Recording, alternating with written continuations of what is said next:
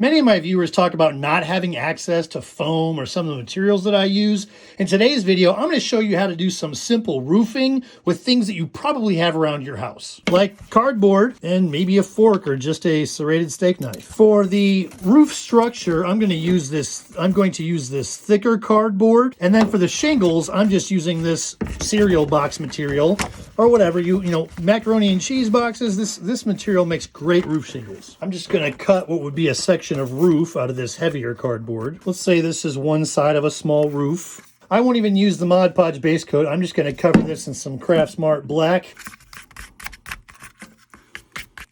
This is just my base coat. Set that aside to dry. Essentially, this is like heavy cardstock. I'm going to go in first with the knife, with the steak knife, carefully, of course.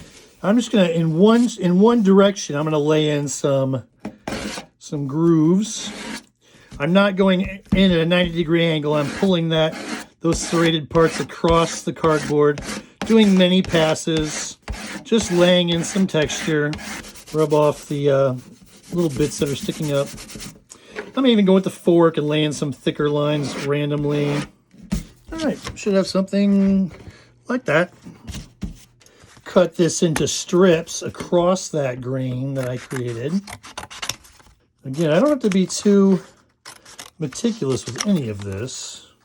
And now so I have these strips here. I'm going to go in the width of my shingles that I want. I'll go about halfway through the strip and just cut out little slivers like so. You can see that. I could even do several at once to save time.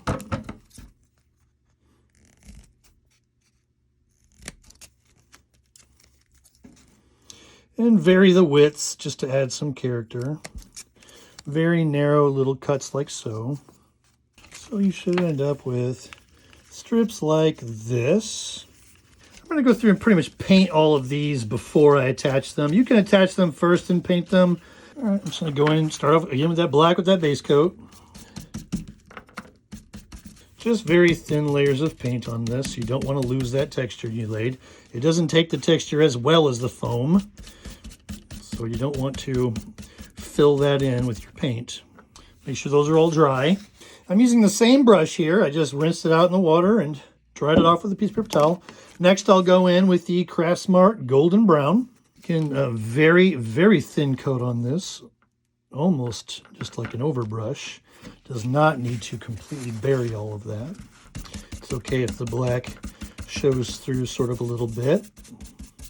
It sort of moves this golden brown to the gray a bit. And let those dry again. If this next move surprises you, you've not been paying attention. Craft Smart Suede for the dry brush. Oh yeah. Very, very dry brush on this because we don't have the texture depth that we normally would in foam. So I need to make sure that I'm very careful with the dry brush. I am going to use a clean dry brush for this. I like something with a relatively stiff bristle head, always for my dry brushing. I'm going to have, like I said, I'm going to have a very dry brush, and I'm going to go across the grain with my dry brushing, not with the grain, just across, probably just a couple passes.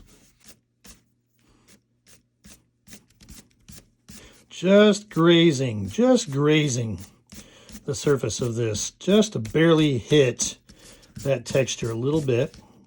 Just pulling it across in one direction, lightly grazing with a very dry brush so that I'm just picking up those edges of where I laid in the texture with the knife and the fork.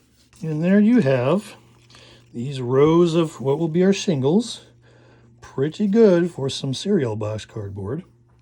So before I glue these down, I'm going to go through and give them different, I'm going to bend the shingles up a little bit at different amounts. So you'll notice I make an uneven pattern here. I want to bend up about every other shingle a little bit more so that your pattern stands out. Because these aren't foam, so they don't have as much depth or texture. There, I've just done a little bending on those. For the next step, you can't just use standard PVA glue, even Elmer's glue, but I'm going to use hot glue. It's a lot quicker. And I'm going to lay in the bottom row first, just along the back here. It's a bead of hot glue. I want to overhang just a little bit. The next row of shingles should come down about halfway. Stagger them so your cuts don't all line up. Add variation to these. You can angle them oddly or whatever you want to do. And there you have it, just that simple and just that inexpensively. With some stuff you probably have laying around the house, you can make some pretty decent looking roof shingles.